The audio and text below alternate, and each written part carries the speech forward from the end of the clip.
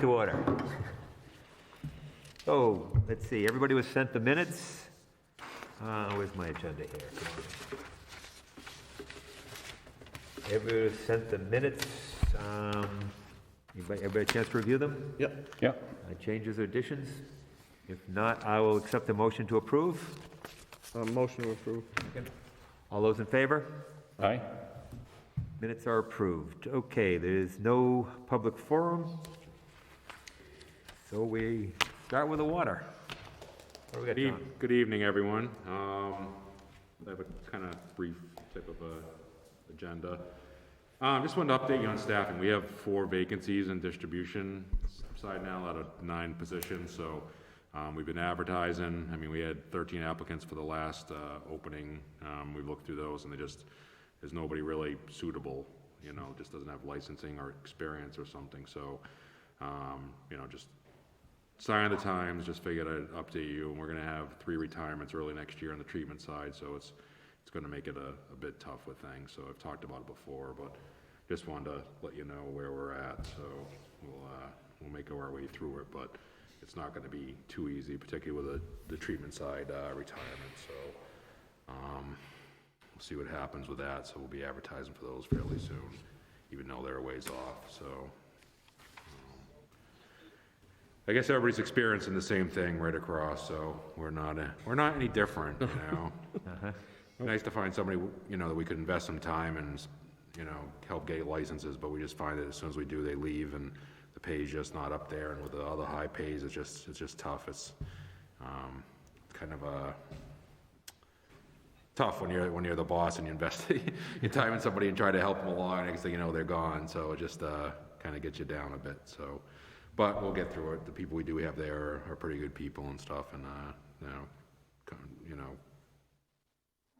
do a good job for us. So, citywide meter upgrade project. We now quite have 11,000 meters done, but we're at 10,909 with about 560 left. So we're kind of in the last throes of stuff. A lot of, you know, issues with service lines that need to be replaced and things like that. We were doing shut-off notices, and that was very successful.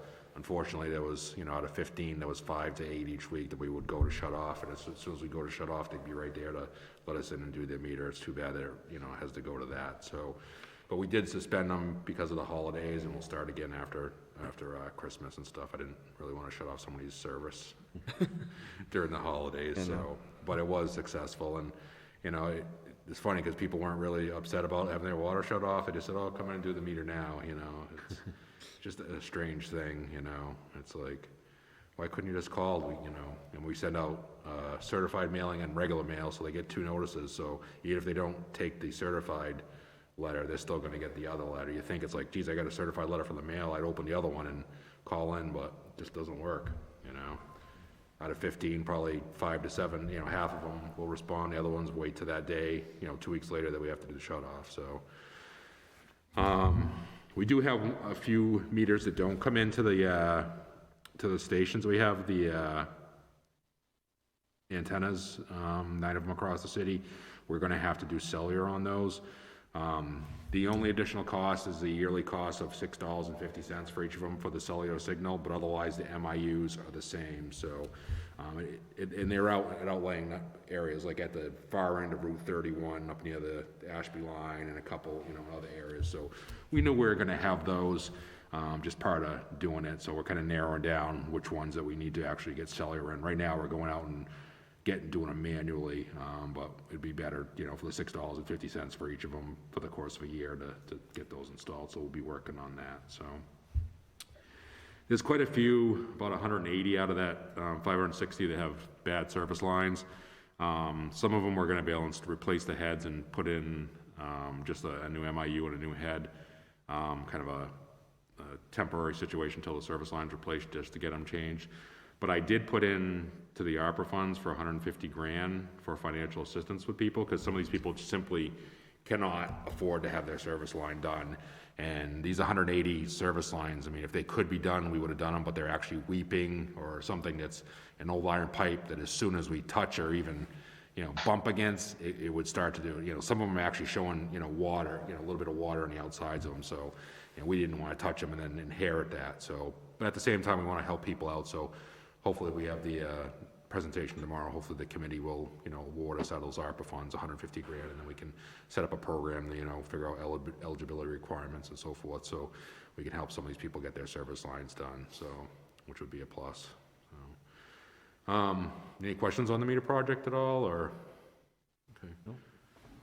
I did send out I just want to we haven't talked about it a little bit, is our list of items from the sanitary survey and then the ones from the ACO. So this is basically all that's left from everything with DEP until they come out and do the next sanitary survey, but hopefully we're ahead of everything at that point. So you can see on the right-hand column, what the status of is. Of course, it's a future deadline like the first one. I'm at the top, at the end of 2022. I didn't put, we're working toward getting that completed. We did complete leak detection of the whole distribution system, and we do have I think either 3 or 4 locations where we have to actually do some excavating to try to determine the if there is a leak there or not based on their leak detection work, but it was much less than I had thought. I mean, they did everything from the transmission mains up from Westminster down to here and under Route 2 and everything, and just nothing was found. So, I expected 12 to 15 locations, but in fact, we only ended up with 3 or 4. So, I mean, that's good in a way, but like I said, I was hoping to find some of the unaccounted for water. So, they checked a lot of the river crossings with some really sophisticated equipment, correlators to look and see if there was anything there, and wasn't able to locate anything. So that was one of the requirements. I'll just run through them real quick. Is security fencing at the fluids plant at the tanks. We're waiting for the fluid transmission main to be installed, and I'll talk about that in a minute. Before they do that fencing, so that fencing can't be done until that's completed, and that was supposed to be done by the end of this year, but it's being held up by the delay with the transmission line project, which is delayed because of materials and things like that, getting the piping. So we'll have to request an extension on that before the end of the month. Cross-connection surveys, we're going to have to work on those in the next couple of years. All the low-hazard facilities, there's just under 600 of those. We're working, Weston Sampson's working diligently on the design of the Oak Hill tank, which I talked about before. So we anticipate being able to meet that deadline by the end of 2022. There's some forms they have to submit by the end of this year, so that will be done, by the end of this month. So with the preliminary plans. The gatehouse, they're working on evaluating that. This is in the next one, the ACO items, the meeting house, gatehouse. So Weston Sampson's working on evaluating that and determining the best options for completing a rehab of that gatehouse and structure. So we're going to need a new roof at the regional plant. So the next 2 items, the Bickford pump station roof and the Mare Meadow roof, we're going to combine that with those next year. So it's something we're going to just put there. In the meantime, we're going to request an extension. They were leaking, but we did work to them ourselves to stop the leaking. So they're actually weatherproof, but they do need to be done over. So it's something we'll tackle and hopefully get somebody to bid on it along with the regional roof. I did talk about the transmission main extension. They're supposed to start in the next couple weeks on that. We'll require an extension on it, but the good thing is we are moving forward with that, and they will start work fairly soon. So hopefully the weather continues to cooperate in regards to snowfall, and cold. It hasn't been too bad. As part of the Oak Hill tank was the work on the next 2 items, the repairs to the walls in those tanks. So we're going to kind of combine that with the Oak Hill tank at the end of next year and request an extension to go along with that. So I don't see any issues with getting extensions on these, as long as we're moving forward and have a plan. So, and some of them are just because of, the sign of the economic times, as far as like the fluid transmission main, which is probably one of the most important ones. Just getting that done has been hampered by, obtaining pipe and the fittings and the valves and so forth. So, but that's where we're at with those. So otherwise, I always communicate really well with DEP and stuff and let them know what's going on. And they've been great to work with, as long as you are upfront with them and don't try to, to fib to them or anything like that, so, but I think we're in pretty good shape overall, so.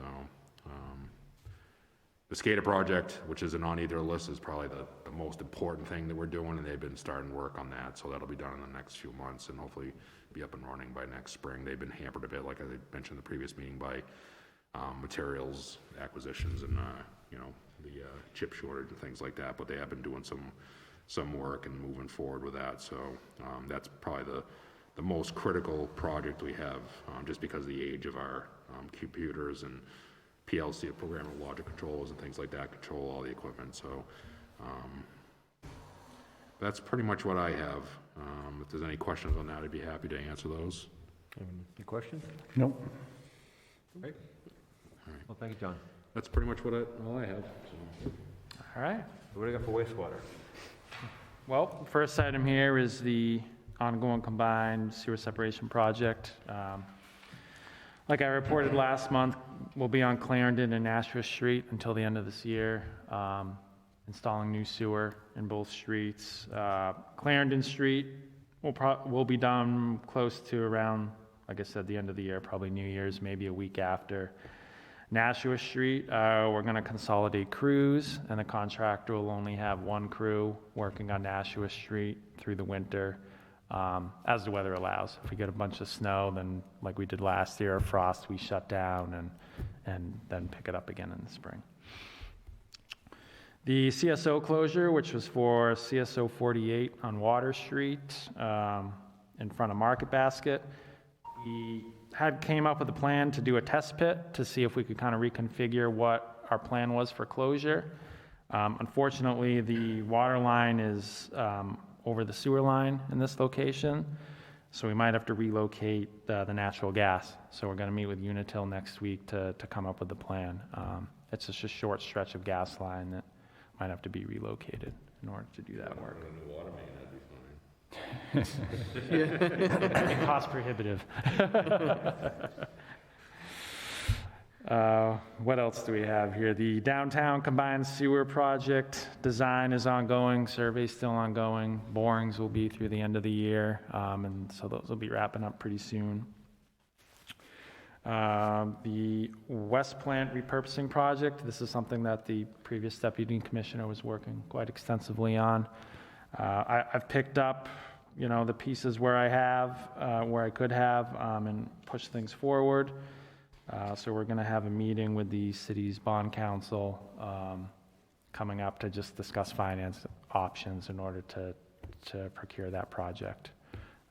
So we have been moving forward on that. We did issue an addendum where the RFPs from the companies to bid on the repurposing will be on March 1st. Bids are due.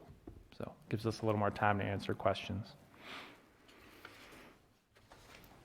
The Westminster InterMunicipal agreement, I received some locations to install flow meters for the downtown sewer separation project. So when the flow meter company comes to the city, I'm going to have them install a couple flow meters on Route 2A because Westminster is requesting to transfer 50,000 gallons per day of flow from Route 31 over to Route 2A.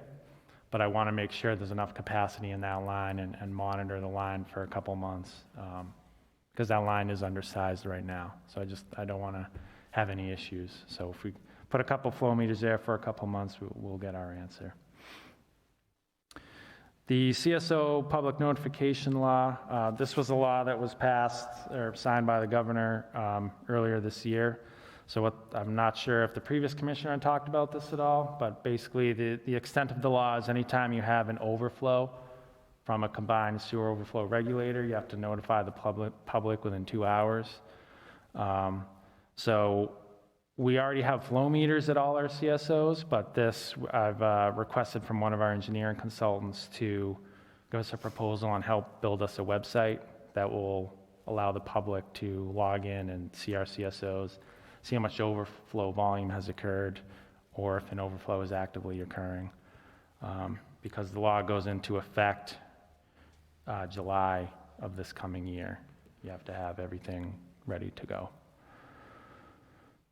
The last item I have here is the ARPA funds. So similar to what John discussed with the water services, I'm looking to do the same for roof drains or sump pumps that residents might have, especially in combined sewer areas, such as the downtown area where we're doing that project, or environmental justice communities, due to affordability issues.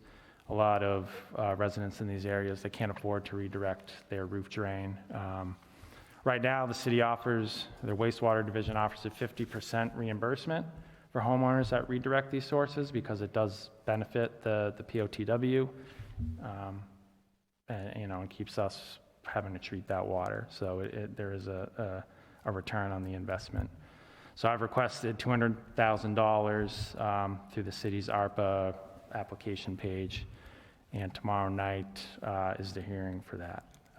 And the wastewater division, I plan to match $50,000 just to make it, so the ARPA fund doesn't have to fund the whole project. So we've already done quite a few of these roof drain redirections on our current CSO project. I think about, I don't want to say a ton, but 4 or 5.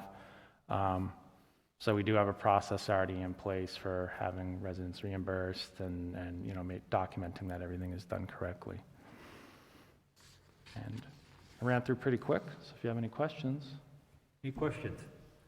Okay. Nope. I guess the question for both of you, is there, I know the ARPA funds, but I mean, are there any other, in the new infrastructure, whatever this one that's just getting passed, is there any money there that we can access for any of the projects we're doing? I didn't put it on the agenda, but we did put in for new mains on Boulder Drive, Airport Road, and electric. You did? So, yeah. Yeah. With the Few millions, but. Yeah. Yeah, we submitted $15 million worth overall, aside from the 2 proposals that John and Tony talked about. And it included water main replacement, some sewer work, and then paving afterwards to kind of button up the various roadways. For Airport Road, electric, like John said, Boulder Drive and John Fitch Highway at North Street, reconfiguring that intersection and adding in some stormwater improvements and fixing a little bit of water main. I think it's like, 150 feet or so, and then like 175 feet of sewer lining, or thereabouts, maybe a little more than that. But The Boulder Drive would be a big one, because we'd look at doing all the Boulder Drive and then each of the connecting streets over the Main Street, and that would facilitate doing Main Street later. Right now, Main Street is just in such tough shape between there and Boulder Drive, basically. Main Street's not bad overall, but just those interconnecting streets and Boulder Drive itself, so it would really help that project and kind of take a step toward that. And it's just tough, it would be tough to try to do Boulder Drive and Main Street in the same year or two, because it just, if you could get Boulder Drive completely done, then you could redirect traffic over there while you're working on Main Street, so it'd be nice to get that out of the way first, so. yeah, Plus, that would make, like I said, make it easier over on Main Street as far as, temporary water services and redirecting water through the side streets. Right now, we can't redirect anything down those side streets back over to Main. It just, it's all fed from Main, and it's just, you cut off that and start doing that, and then you have no water anywhere, so. Then on top of that, we did hear that there's going to be additional funding coming through the infrastructure bill. We're not sure how that's going to play out. We don't know exactly how much is going to be given out, and if it's going to be divvied out through grant programs or given to communities directly, like with the previous ARPA funding. So once we hear some more, we can update the commission. Yeah, it's going to be quite a bit of money, I guess, that will be available, so. I mean, yeah, because the summer was this year, and then I think it's another big next year. Yeah, Anything we do that doesn't impact, the ratepayers, it's, yeah. Right. Whatever we can, The home run, yeah. whatever we can apply for, we will. I mean, we're trying to, and our consultants are pretty good about, I know Weston Sampson informed me about, anything that we might be eligible for, so. Yeah, I just don't think we've seen exactly how they're going to release the money for the Yeah, that's the infrastructure thing. bill, whether it's going to be more principal forgiveness if you go for an SRF loan to fund your project, or they'll just add, accept more projects that are submitted for SRF funding throughout the whole state. That's to be determined. Yeah. Whatever we can get, though, we'll try, for sure. Yeah. Take anything and everything. Any other questions? Nope. Any other business? Okay, the next meeting's January 12th at 5 o'clock. And if not, I'll accept the motion to adjourn. Put a motion to adjourn. We are adjourned. Thank you. Thank you, guys. Nice quick meeting.